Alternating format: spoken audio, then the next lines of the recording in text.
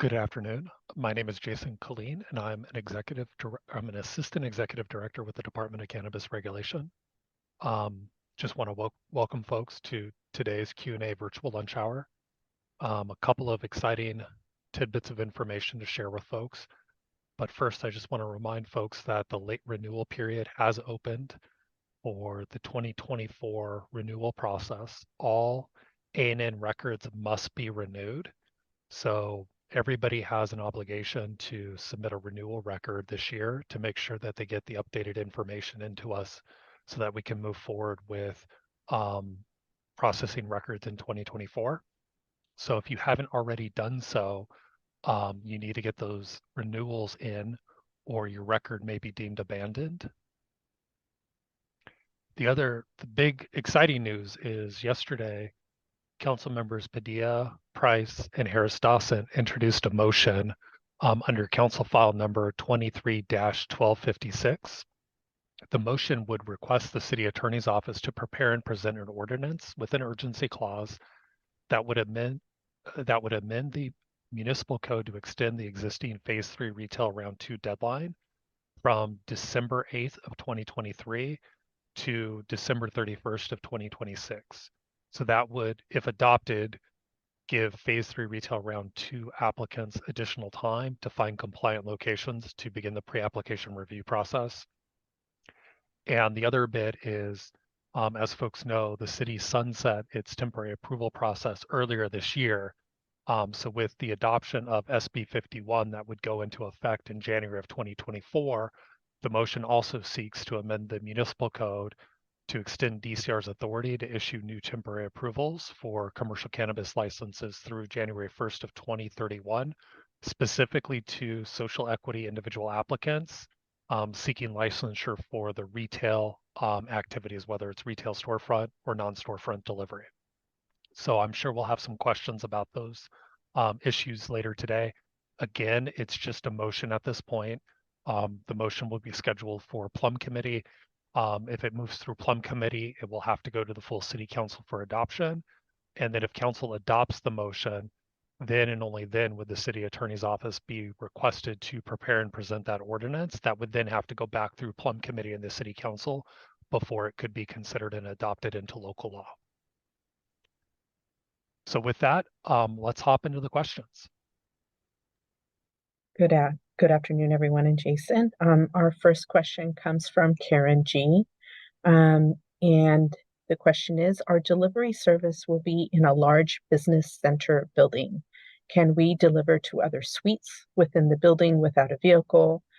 Also, can we deliver to other offices within the business park without a vehicle? Unfortunately, no. Our local regulations require the use of a vehicle, so a vehicle would have to be utilized to at least initiate the delivery process. Jesse F. asks, is there an updated timeline for the public convenience or necessity process available? So the 10 eligible records that continue to move through the PCN process were invoiced on November 1st for the public convenience or necessity fee. That fee is due on or before December 1st of 2023, and DCR plans to transmit any of the PCN requests that are timely filed to the city clerk sometime in December. Our next question also comes from Jesse F. Is DCR conducting inspections virtually or in person? Both. So the initial inspections to grant temporary approval are conducted virtually, but our compliance inspections are in-person inspections. Thank you. Charles D. asks, can a prospective applicant use per residential property as a business location for a delivery license? No.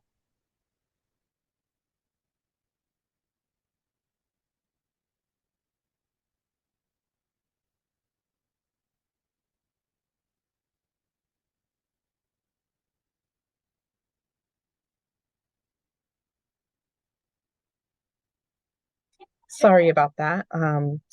Levon E. Can you hear me? Yes, I can hear you. Okay, sorry about that. Levon E, once an applicant submits the 4016 form, but for any reason couldn't move forward after that step, do we need to submit another form or withdraw, then submit?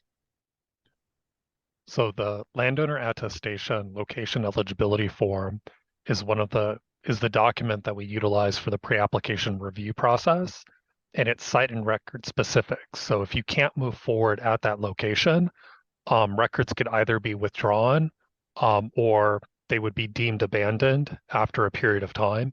And just a reminder that applications that are deemed abandoned may only be refiled one time, and refiled applications are not eligible for refiling. So, you do have to be careful as you transition from the pre-application review process into the application process so that you're not submitting an application record without that evidence of site control, like an executed lease, before you finish your negotiations with the landlord to prevent your application record from being deemed abandoned. Our next question comes from Alexis L. When will be able to break up our social equity applicants 51% so we can raise capital? So currently, social equity records have to meet the minimum equity share requirements outlined in Municipal Code Section 10420. The Municipal Code was amended to allow for multiple SEIAs to aggregate their equity shares to meet the minimum requirement. So one social equity applicant doesn't have to own 51% by themselves anymore. That burden can be shared across multiple social equity applicants. Linda D asks, can I open my retail storefront while my certificate of occupancy application is still pending? The city says it will be 2 to 6 months before I can hear something due to the changing use of location from gym to retail. So local law requires you to comply with all permitting and licensing requirements. If the Department of Building and Safety considers a pending certificate of occupancy application compliant for their purposes, you may be able to operate. However, if Building and Safety would issue a notice of violation or cite you for non-compliance, it could result in the suspension or revocation of your cannabis license. So definitely reach out to the Department of Building and Safety and ask them whether or not a pending certificate of occupancy application is sufficient for you to begin operations, or whether they would deem it non-compliant and cite you for that non-compliance. Our next question comes from Linda D again. How long in advance do I need to schedule my DCR inspection prior to opening? So if you're eligible for temporary approval, you have to pass an initial inspection and meet the other requirements outlined in the code before a license is issued. We do have a sample inspection checklist available on the DCR website. And if somebody could go ahead and just drop a link to the checklist, that would be helpful. And I would recommend that you review the checklist and only request your initial inspection once you are comfortable that you can demonstrate that you comply with all of the requirements outlined, just to avoid any additional inspection fees if you don't pass your initial inspection. A question from Nita M. Can I still pay my PCN invoice? I received it on the 1st of November. So all invoices have a void if not paid by date listed on the invoice. So if the invoice is still valid, then payment can be remitted in accordance with the payment instructions listed on the invoice. If the invoice has expired, unfortunately, you would not be able to pay the fees that are due at this point. So just check your invoice, check the void if not paid by date, and if it's still got a valid date, go ahead and submit payment. Thanks, Jason. Nita M also asks, how long do prospective social equity candidates have to apply for available licenses? So all applicants have to submit applications within 1 year of the date their pre-application record is deemed eligible for further processing. Eligibility to submit certain pre-application records for different activities will vary by those activities. Our website has additional information related to what activities are available, or you can reach out to department staff if you have a specific activity type in mind, to see whether or not it's available for the pre-application review process. Thank you, Jason. The next set of questions have to do with the recent adoption of the SB 51. They're slightly different, so bear with me, Jason. Anthony H. asks, when a P3RR2 pre-application is approved for zoning and is eligible for further processing, given the adoption of SB 51, will my application be routed to provisional application or annual application process? It would be routed to the annual application process. So at this time, DCR is no longer accepting temporary approval applications, and every application filed has to be filed as an annual application. That said, yesterday, Councilmember Padilla, Price, and Harris Dawson introduced the motion that would extend the period of time that DCR may grant new temporary approvals. Ultimately, if local law is amended to grant DCR that authority, we have a module within our annual application workflow that could accommodate granting temporary approval to eligible SEIAs pursuing a retail license. So, again, we've already future-proofed the annual application workflow to accommodate the passage of SB 51. Now it will be a matter of whether or not the local law gets amended to give DCR the authority to utilize that functionality. Anthony H. has a follow-up question, and it is, now that SB 51 has been adopted, when do you anticipate that DCR to have local provisional licensing process in place for social equity applicants, January 1st, 2024? So again, any pre-application record that is eligible for processing has to be filed as an annual application record. DCR continues to issue the notice of local compliance underway so that folks can initiate their application process with the state. So you would still have the ability to initiate a provisional license application with the state if the Department of Cannabis Control opens up the provisional application process in January of next year. At the local level, the law will need to be amended to give DCR the authority to grant new temporary approval to applicants that did not originally file a temporary approval application. And as I've mentioned a couple of times, the City Council has already introduced a motion to give DCR that authority, and now it'll make its way through the legislative process, and hopefully it will be adopted. The City Attorney's Office will begin to draft an ordinance to effectuate those changes, and then it will go back to the City Council for adoption. But we do have mechanisms in place to accommodate SB 51, and then it'll just be a matter of when and if our local law gets amended to supplement that.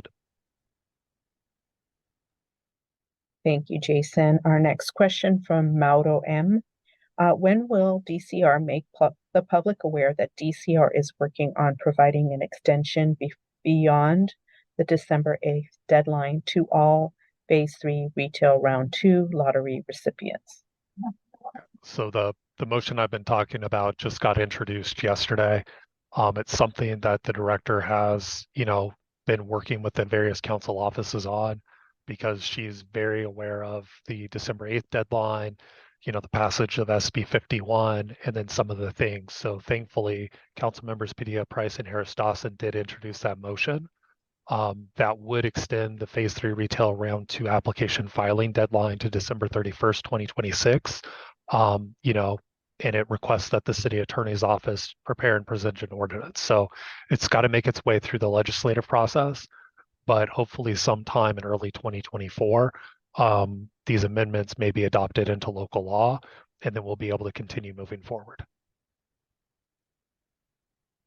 Toy P asks, since BCC will have regulations for SB 51 effective January 1st of 2024, as a P3RR2 lottery applicant, if my pre-application does not mean zoning compliance, will DCR allow Phase 3 Retail Round 2 lottery applicants to resubmit another pre-application after December 8th?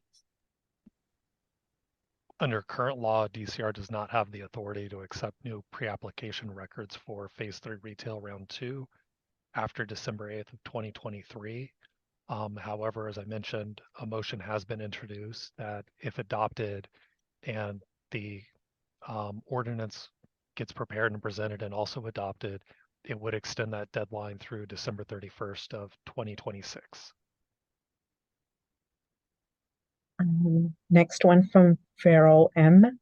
Will there be an extension for the Phase 2 Retail Round 3, or should be Phase 3 Retail Round 2 lottery winners for time to utilize our lottery opportunity beyond the set to expire December 8th, 2023 deadline?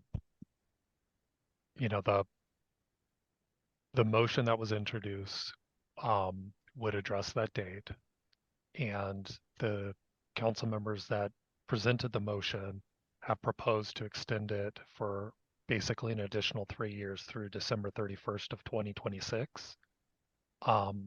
Again, if it gets adopted into local law, then DCR would have the authority to accept new Phase 3 Retail Round 2 lottery applications through the extended date, whatever that would happen to be. Our next question comes from Jay Hines. How would I go about obtaining a license, and how do I become a social equity applicant? So you have to submit an application to be granted a license and meet all of the requirements. Information is available on the department's website for what the application process looks like and what you have to do to register your business, register your legal business entity that would be applying for the license, and then how to go about the pre-application process. There's two types of social equity applicants. There's the applicant that is applying for the license, whose name would be printed on the license. That is the social equity applicant. In order to be considered a social equity applicant, the applicant entity has to meet the equity share requirements listed under Municipal Code Section 10420. Separately, there's a social equity individual applicant. That's a person, a natural person that has been verified by the department and meets 2 out of the 3 social equity criteria. Currently, we're not vetting any new social equity individual applicants, but we're hopeful that a verification process will open up sometime next year. If you sign up for emails, you can be notified when that process reopens. If you are a verified social equity individual applicant, or you're interested in partnering with a verified social equity individual applicant to submit an application, their equity share within the applicant entity would just have to meet theirs and other social equity individual applicants would just have to meet the minimum equity share requirements under 10420. Thanks, Jason. Antonio S. asks, if I haven't found a partner or investor, can I still submit an application? I want to know if there's still a chance to submit my application for the retail storefront that was issued in the lottery. So again, currently DCR has the authority to accept pre-application records from Phase 3 Retail Round 2 lottery winners through December 8th, 2023. The City Council has introduced a motion that would extend that period of time out.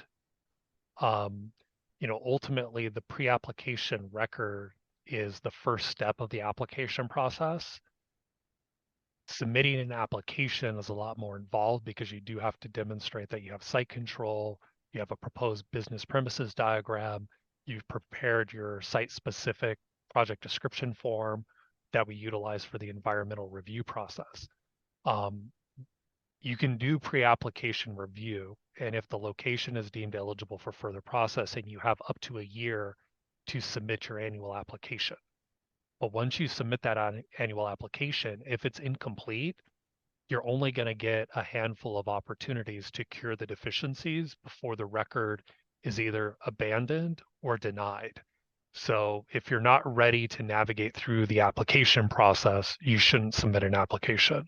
But if you do have a proposed location, you can at least begin the pre-application process and get the landowner to sign the landowner attestation form for location compliance. Our next question from Reginald W. Is it too late to renew for 2024? No, but you will be subject to additional fees when you submit your renewal record. The regular renewal period ran through the beginning of November. The first late renewal period runs from the day after the normal renewal period ends through the end of the calendar year. So if you renew now, you will be subject to the expedited services level 1 additional fee, but it's not too late to renew.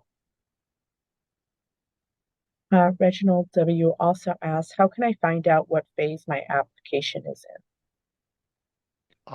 You can log into the portal and look at your application record, or you can reach out to your assigned DCR analyst. You can call our telephone number 213-978-0738 or email dcrlicensing@lecity.org if you don't know who your analyst is, and they can help you identify them. Thank you. Monet C. asks, what areas are approved for a cannabis lounge and what license is required for one? Currently, the city of Los Angeles does not permit cannabis lounges, so we don't license or permit on-site consumption at this time. Michelle G. asks, I've been requested to schedule a virtual inspection of my retail location and was asked for the DCC security plan form. I was not able to download it from the link provided. I don't see it on your website. Where can I find that form? So just with the name of the form, it's a Department of Cannabis Control form. So if somebody could just drop the link to DCC's application resources page, the different forms and application materials can be found there. I would just talk to your analyst to see whether or not they're asking for your security plan form or your business premises form.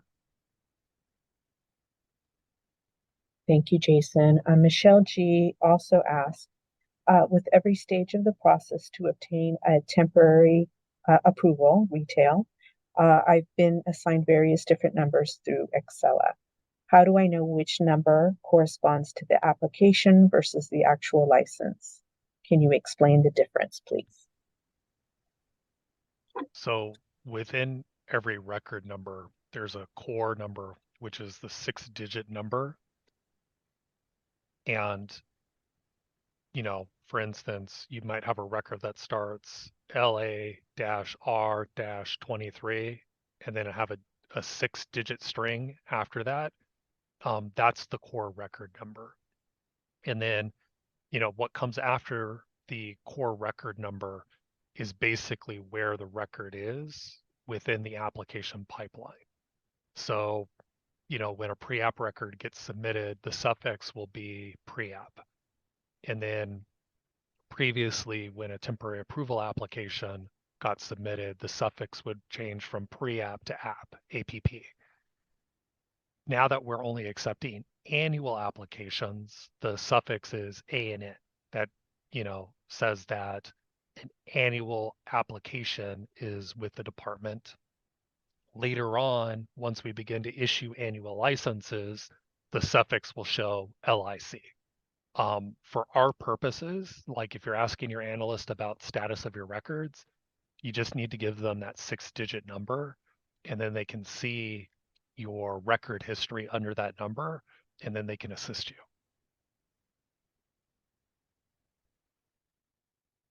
Thank you, Jason.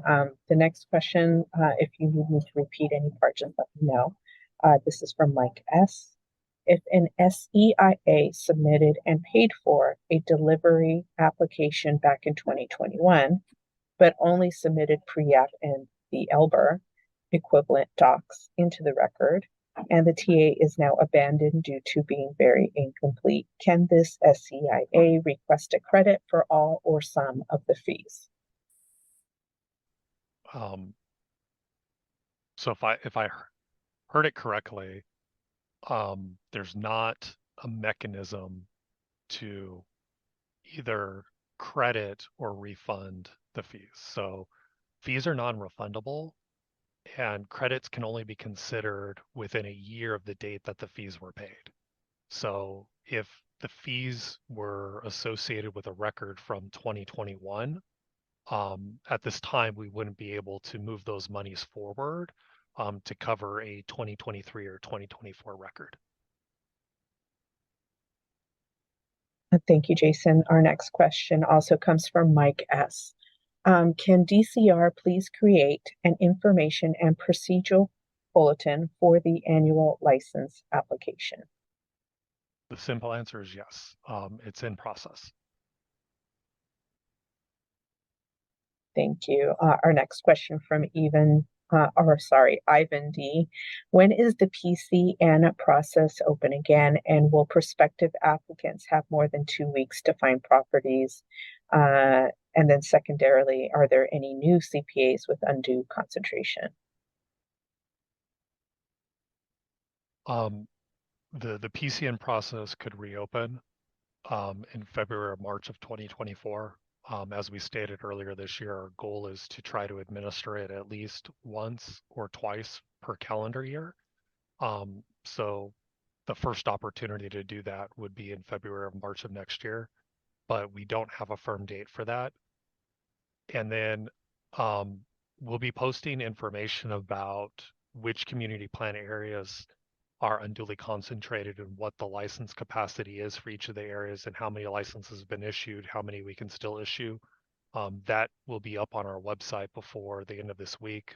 The information can be found on the same page as the licensing map, and it'll be an embedded Google spreadsheet that shows the information that we'll be updating kind of as we issue additional retail storefront licenses. So I would just recommend you wait a few days and then check the DCR licensing map website, and the information you seek about undue concentration will be there. Our next question from Narek V. Will Phase 3, Round 2 applicants be able to apply and submit an ELBR and annual applications where the entity has multiple SEIAs comprising the 51% ownership? Yes. The only caveat I would add is that the selected social equity individual applicant will have to have some equity stake within that qualifying 51% of ownership.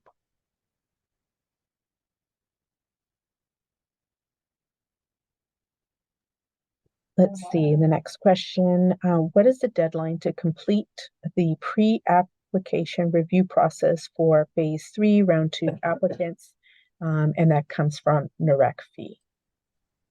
So current law requires a social equity individual applicant selected through the Phase 3 Retail Round 2 lottery to submit their pre-application record on or before December 8th, 2023.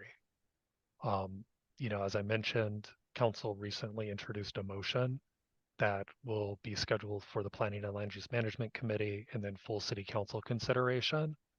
If the motion gets adopted, then the City Attorney's Office will be requested to prepare and present an ordinance that would push that deadline back from December 8th of 2023 to December 31st of 2026. That is going to be a legislative process. There's a strong likelihood that the motion and ordinance could not be considered by December 8th, 2023. So there may be a period of time where we have to pause accepting new pre-application records from folks selected as part of the Phase 3 Retail Round 2 lottery. But we would then have the ability to start accepting new pre-application records when the law is amended and if that date gets pushed back. So at this time, given the fact that the motion was introduced, we don't have an intention of closing the lottery records, which are kind of that prerequisite that allow folks to submit their pre-application record. However, we will pause accepting pre-application records after December 8th until council weighs in on the motion and then any ordinance that gets introduced by the city attorney's office. But we won't be closing lottery records on December 9th as originally anticipated. Our next question comes from Pharrell M. Is there going to be another grant available from Elevate Impact LA for Phase 3 Retail Round 2 SEAs? Dr. Brown and her team are in the process of applying for 2024 grant dollars from the state of California. At this time, DCR does not have any funding to provide direct financial assistance to any social equity individual applicants. So we'll see what grant funds are made available to us next year and how those grant funds can be utilized. So again, sign up for the department's newsletters and then just keep an eye on the website because we do send out blasts anytime we have grant dollars available for social equity applicants to apply for. Our next question comes from MS. Will DCR be abandoning lottery winner tickets between December 31st and the time it takes for the proposed amendments to become law? No. So the folks that were selected as part of the Phase 3 Retail Round 2 lottery have an open lottery record, which allows for them to initiate the pre-application process. So we will be keeping the lottery records open. The statuses will change because we don't know when or if the amendments will become law, but we won't close the records until the city council and mayor have weighed in on the motion and whether or not they're going to extend it. And then basically, if an extension of time is granted, we'll just update the statuses on the lottery records to allow the selected individuals to continue submitting pre-application records through whatever deadline council sets. Thanks, Jason. Rafi S. asks, my question is regarding the annual renewal. I emailed my invoice to the Office of Finance on October 30th, which is before the deadline. However, my invoice has an expiration of November 1st. Am I going to be okay with my renewal process? If not, what is the process for late renewal? So if you were emailing the Office of Finance to schedule an in-person payment, unfortunately, you missed their deadline to request the appointment because it needs to be made or at least requested 10 days prior to the expiration of the invoice. If the payment was mailed and postmarked on or before November 1st, Office of Finance will not consider it late. If you didn't mail in payment or remit your payment by the due date, you're going to have to get a new invoice from DCR, which would have the additional late fees associated with it.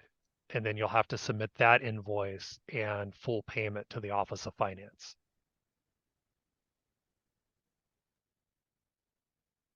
Thanks, Jason. Tim A. asks, can an applicant amend their ELBR before receiving temporary approval? And I think he's asking about ownership change. If the ELBR has been deemed active, modification requests can be submitted against the legal business entity record. There are caveats that certain application records may not be amended until a license is issued. For instance, Phase 3 Retail Round 1 records, the qualifying social equity individual applicant cannot be removed until after a license is issued. Those are some of the things that you may need to talk to your analyst about to find out if there are any special caveats that have to be taken into consideration as it pertains to your legal business entity record and any applications that may be pending before the department.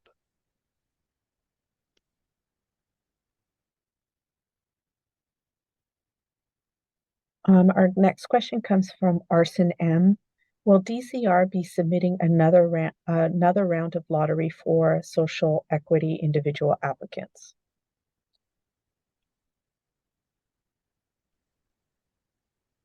DCR anticipates it will administer another lottery to identify social equity individual applicants to apply for the remaining retail storefront um, licenses that have not been issued.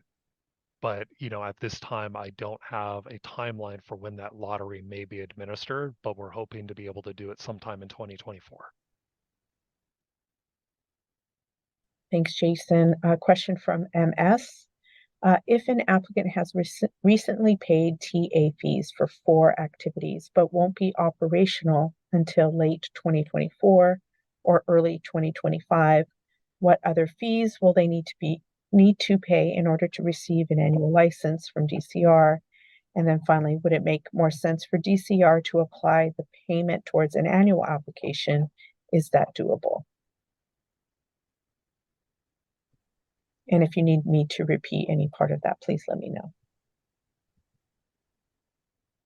I mean, ultimately, this is going to become a business decision.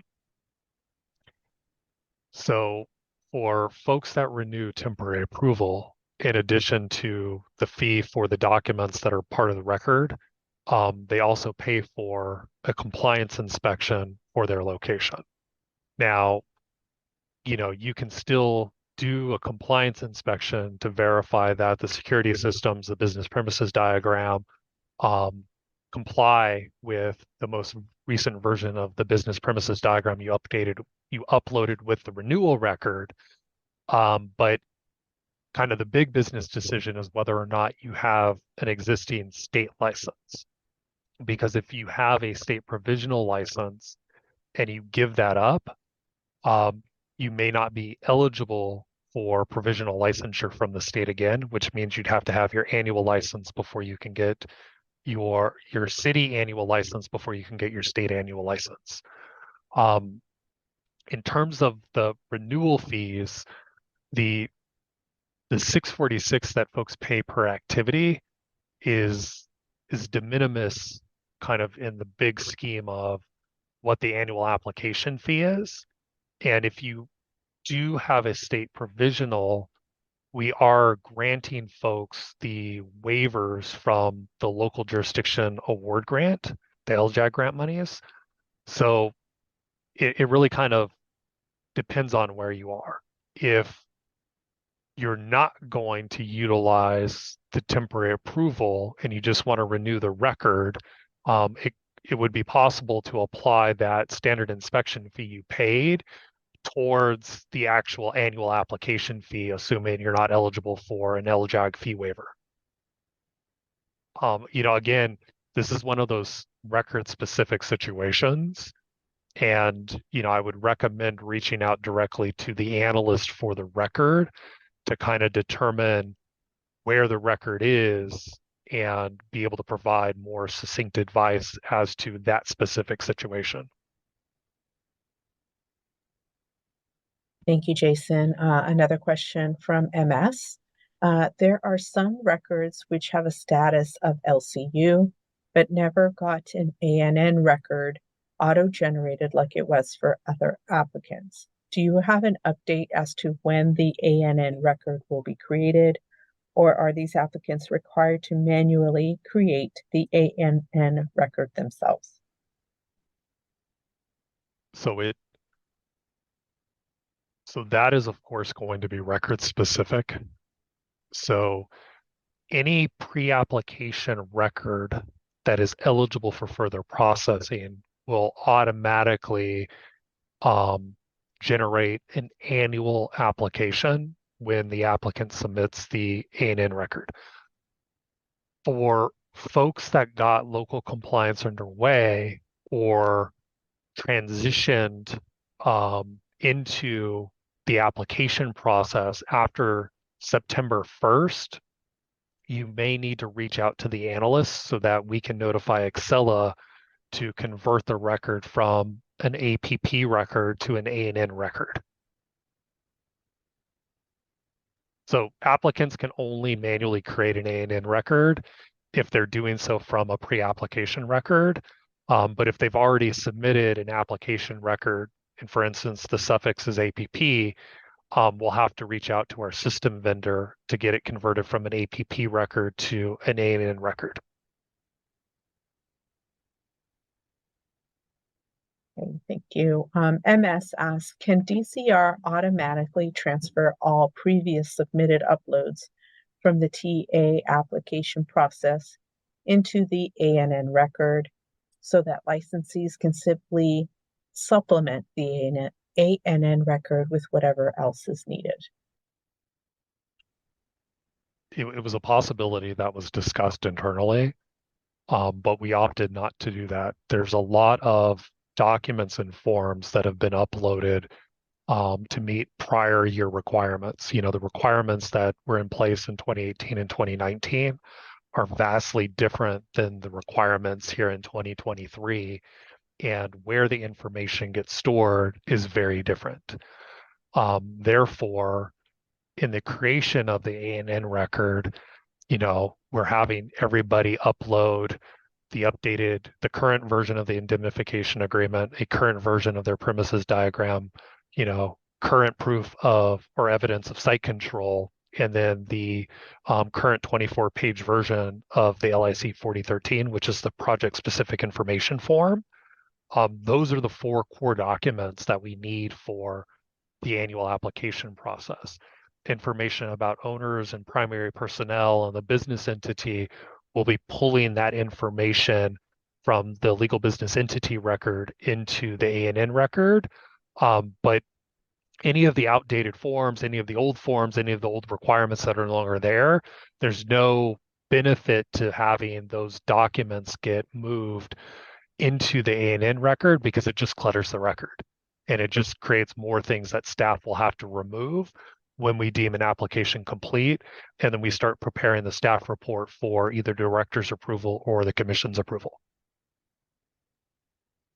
Our next question comes from Rafi S. Are we able to relocate a cultivation license to another CPA at this time? We're going to lose our site and want to move to another CPA. So the code allows for cultivation licenses to be relocated to community plan areas that have not reached undue concentration. So again, we're going to be posting a table on the DCR licensing page, the page with the licensing map, and that'll show the breakdown of which community plan areas we've issued licenses for, what our capacity to issue additional licenses for, and which community plan areas have reached undue concentration. And we'll have that information for retail as well as cultivation. So keep an eye out, and by the end of this week, you'll be able to see which CPAs are not considered unduly concentrated that you may be able to relocate your existing license to. Thanks, Jason. Our next question comes from an individual with the initials KVK. Will DCR open an Excella function to update the LBER as part of the renewal, not through a modification? Yes. So we already have the functionality to update the LBER statuses so that folks would be able to go in and then populate the owners and the primary personnel, basically that table that is on the new ownership and primary personnel form. There's a form document where you'll be able to input that information directly into the LBER record, and that functionality will be made available in the next month or two. And then basically that'll be used as the basis and information that we pull in for the processing of the annual application record. So just be patient. I anticipate that sometime after Thanksgiving, that functionality will be made available so that folks can get the information in before the end of the calendar year. Jason, this next question from MS follows up on an earlier question in the Q&A. And it goes, if fees are not refundable, but DCR collects monies without facilitating the reviews, why not allow the same SEIA to reuse those funds for their current app, regardless of the time period? So the fees collected are record specific, and DCR staff begin reviewing records once the monies have been collected. So, there have been ample time where staff have been reaching out to folks to encourage them to submit and supplement the records to get us everything we need to process the application record. And even though we don't have a document or form because a placeholder document or a non-compliant document was uploaded, staff still reviewed it and then ultimately reached out to the applicant to get the correct information. So if a record, is deemed abandoned because we didn't get the necessary information for it to be considered filed, we've already spent staff time reviewing the records and making that determination. So if a new record gets submitted, fees will have to be paid for that record. Our next question comes from Anahi.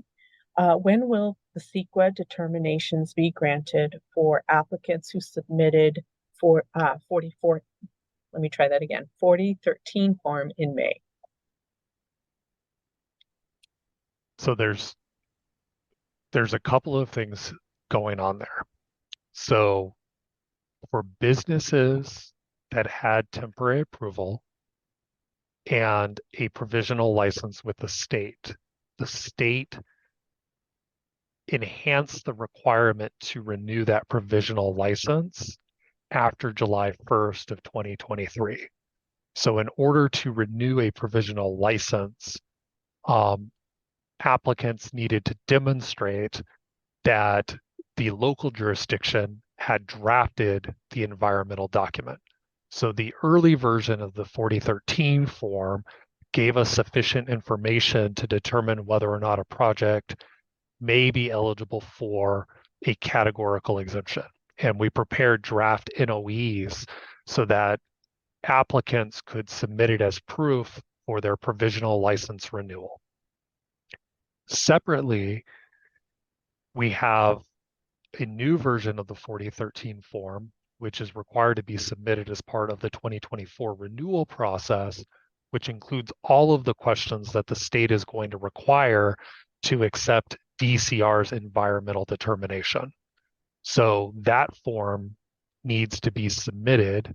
We need to prepare a staff report, which includes the environmental analysis, and then that has to either go to the director or to the commission for approval. Once it's been approved, then we can file that determination with the state, and the state will then consider it final for their purposes. So you can't get a final CEQA determination until we've made a recommendation to issue an annual license.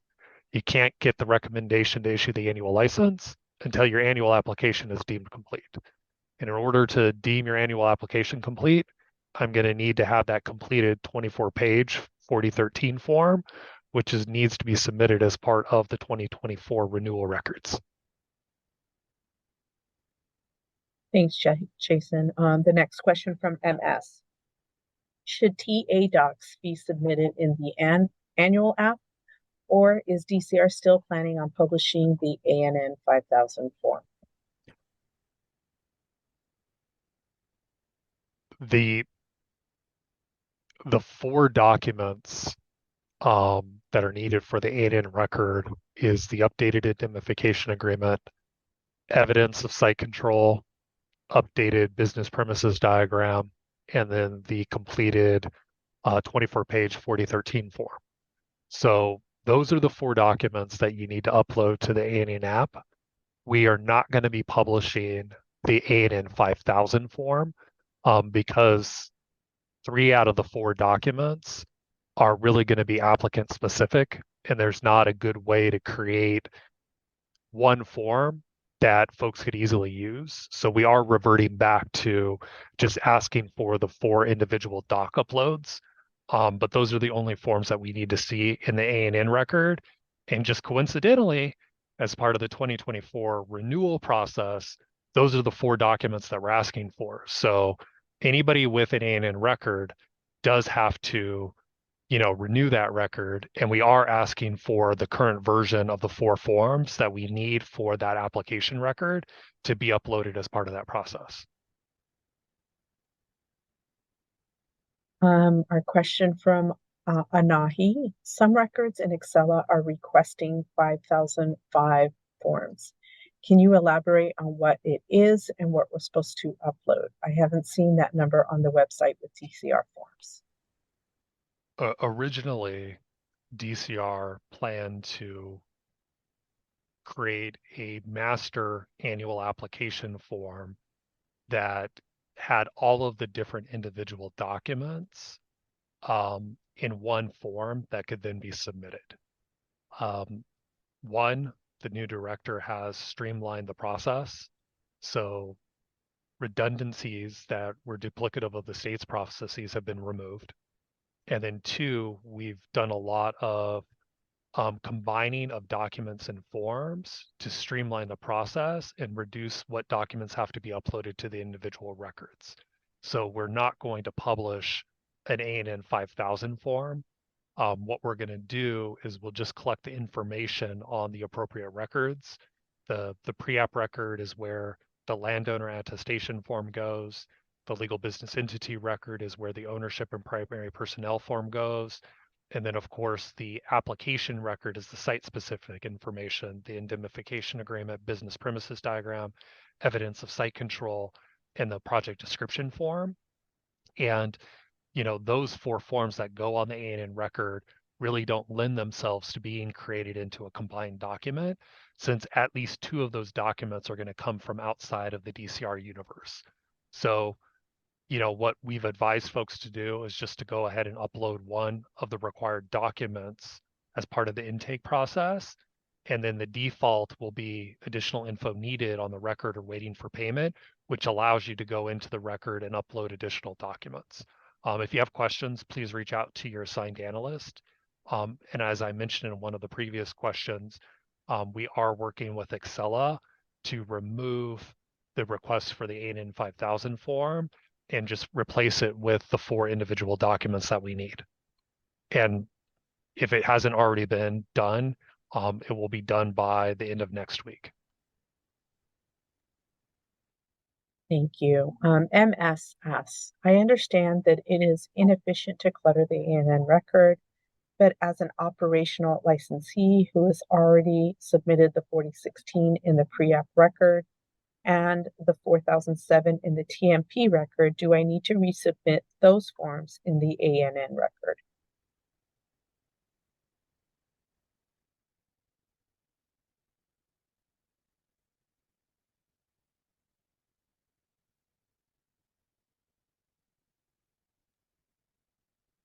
What were the form numbers again? The 4016 and the 4007.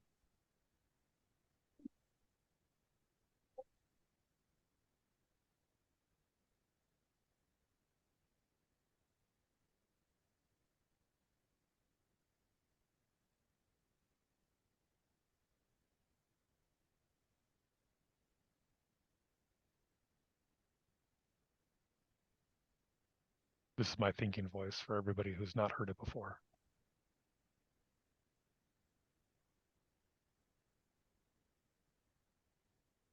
So the 4016 form is unique to the pre-application record. So for that form, we don't collect it as part of the annual application process. So that there's not a need to resubmit that form on the ANN record, especially since the presumption is you've already submitted it on the pre-app and it was used as part of our determination to deem that location eligible for further processing, which enabled you to submit your A&N record in the first place. And then in terms of the 4007 form, that's the other one, right? That's correct. So that was the other landowner attestation that we used to have submitted as part of the process. So we only collect one landowner attestation, period, and we collect that as part of the pre-app process. So nobody should be asking you to upload those documents to the A&N record, and it's not one of the documents that we're having uploaded as part of the 2024 renewal process.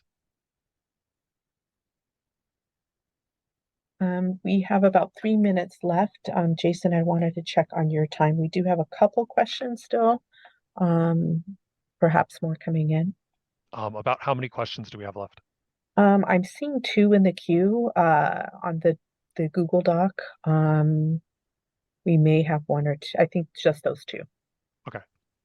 I got time for like 5 more questions. So we can Okay. get through the 2 that you have, and if any additional ones come in, I can try to get them taken care of. But I do have a meeting at 1 o'clock, so I don't want to be too late to it. Okay, I appreciate that. Our next question from MS. Again, this is a follow-up regarding the non-refundable fees.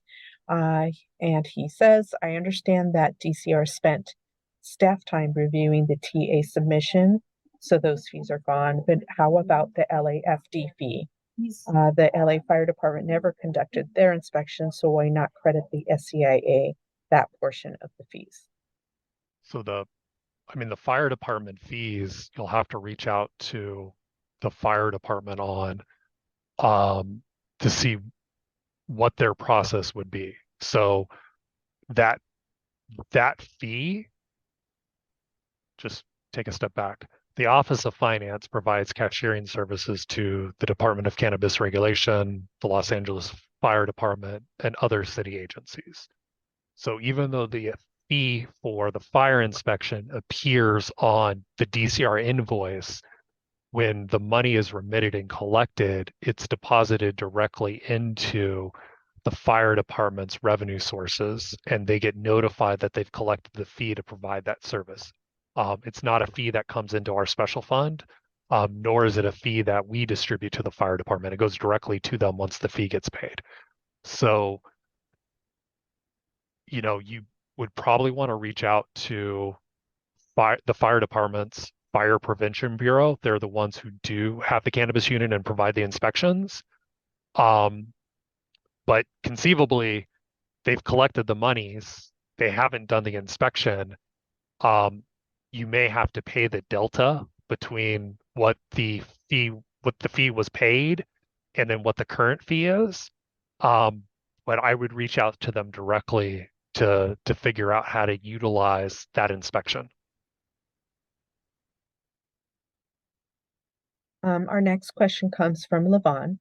Once the 4016 form is submitted, but for any reason couldn't move forward on that property, do we have to withdraw the attestation to submit a new location, and how long does the withdrawal take?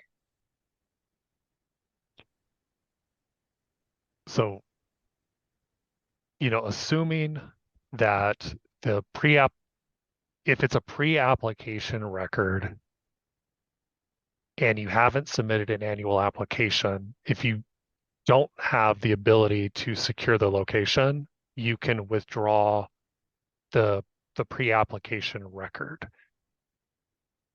The withdrawal can be done through a modification in the portal, and there's not a fee associated with it, so it's fairly quickly. If it's an application for non-storefront delivery, manufacturing, distribution, the activity types that anybody that we're still accepting applications for, that you don't have to have been selected as part of a lottery, then you just submit a new pre-app record. If the pre-app record is associated with, phase 3 retail round 1, phase 3 retail round 2, then your analyst would have to reset the original record that allowed you to submit the pre-app record. So for instance, a phase 3 retail round 2 lottery record, the lottery record should get updated to pre-app submitted once the pre-application has been submitted to the department. So if that pre-application can't move forward, we need to go back into the lottery record to update it so that you'd have the ability to submit a new pre-application record. So if it is associated with a lottery record, you will need to reach out to your analyst. Separate and apart from withdrawing the pre-app record, we'll also have to update your lottery record. And if it's the case where you're just applying for non-storefront delivery, manufacturing, distribution, you could just create a new pre-app record. You don't have to have a lottery record or anything else updated. Okay, our final question, and we can send you on your way, Jason, from R. Wilson. Why did the PCN application update on Excella November 1st say abandoned for unpaid fees, although $597 fee was paid to the Office of Finance by the deadline?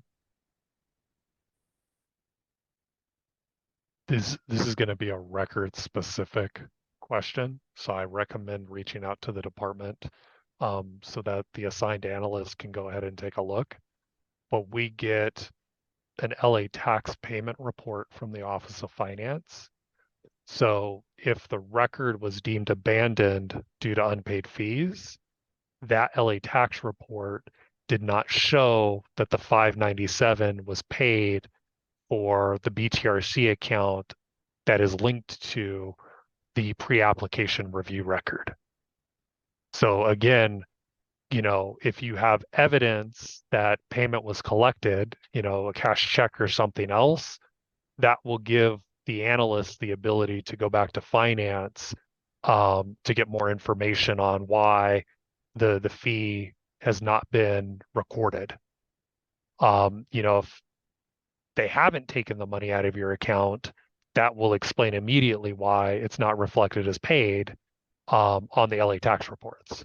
So we would need a little bit more information, and I would recommend reaching out to the assigned analyst, or giving us a call or sending us an email so we can do a little bit more research. So with that, I think we're done with questions. I do want to thank everybody for attending today.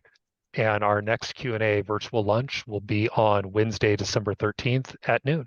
So look forward to fielding more questions then. I hope everybody has a great day. Take care.